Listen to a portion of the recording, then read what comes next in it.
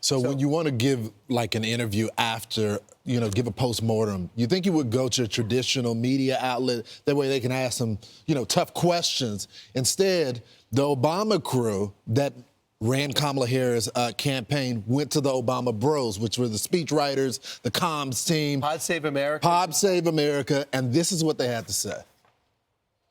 We would do an interview, and the questions were small and processy and about dumb. They were not informing a voter who was trying to listen to learn more or to understand. That does a disservice to voters, and being up against a narrative that we weren't doing anything or we were afraid to have interviews is complete, and also took hold a little bit, and we just gave us another thing we had to fight back for that Trump never had to worry about. Well, I mean, look, everyone could look back. This is the time to be honest. This is the only time. You have nothing to lose. Into that mode of midterms. But when she says she blames the people for asking small questions, that is the funniest thing I've ever heard in my life. I blame the friendly questions that we got from friendly journalists. Layups. Where 77% of all the your coverage was positive. Where something like 85% of all Trump's was negative.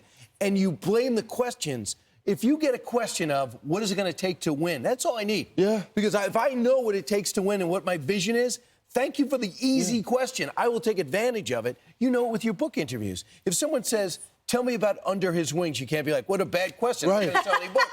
You say, okay, I'm going to tell you about the content of it. It is an opportunity to show yourself. And what she missed is an opportunity to hop on the podcast. They keep on debating the Joe Rogan podcast. It's the format. The format is, I'm not really going to ask you about what you did or Joe Biden. I'm going to ask you about you.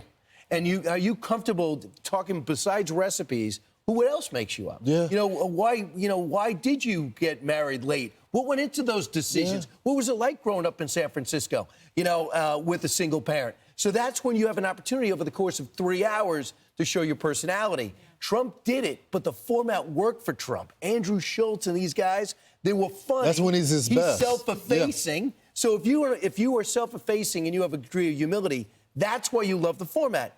And then you hop in with 60 Minutes, you answer some questions circuitously, and they make you seem smart. Yeah. They edit your answers, and you're still complaining, and then you were scared to do an interview. Don't lie about it. You didn't put her in front of the cameras till after the DNC. Yeah. So true. Emily, they blamed Trump, actually, when it came to that. They said, look, they were actually trying to do the interview that same day that Trump did it in Houston, but they just really couldn't make it work. It's to Brian's point, though, they really didn't want to do the interview. There were people within the campaign staff that didn't think that she was shying, A. And number two, as James Carville made it very clear, the young people on the campaign, the crazy, blue hair, purple hair. Don't do Rogan. They said, don't do Rogan. That's right. And the thing is, for someone that effectively attempted to have us believe in her as a leader, and by the way, she was the current vice president this entire time, and yet remains unchallenged. To your point about all of these interviews, everything she said was never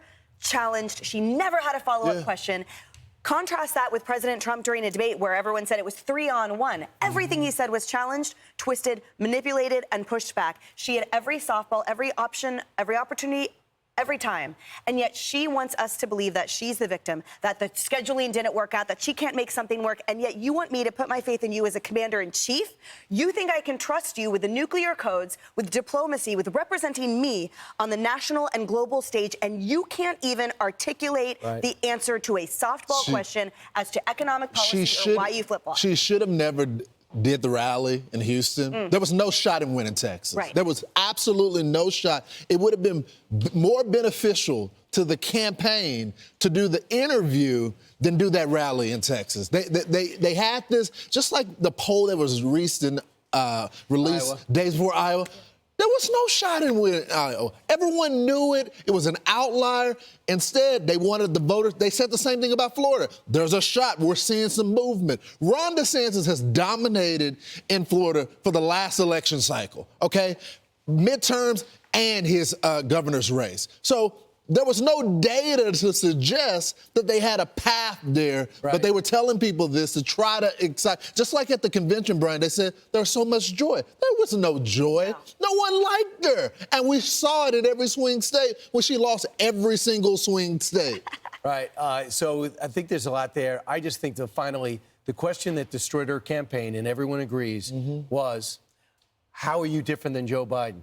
Oh, yeah. Yes. So By Sonny Austin. So, in retrospect, the questions were too simple. You can't get simpler than that. Yeah. If you can't hit an underhand pitch, it's a layup. Why should I give you a fastball? Exactly. Gosh, this is true. Nailing it. Wow. I'm Steve Ducey. I'm Brian Kilmeade. And I'm Ainsley Earhart. And click here to subscribe to the Fox News YouTube page to catch our hottest interviews and most compelling analysis.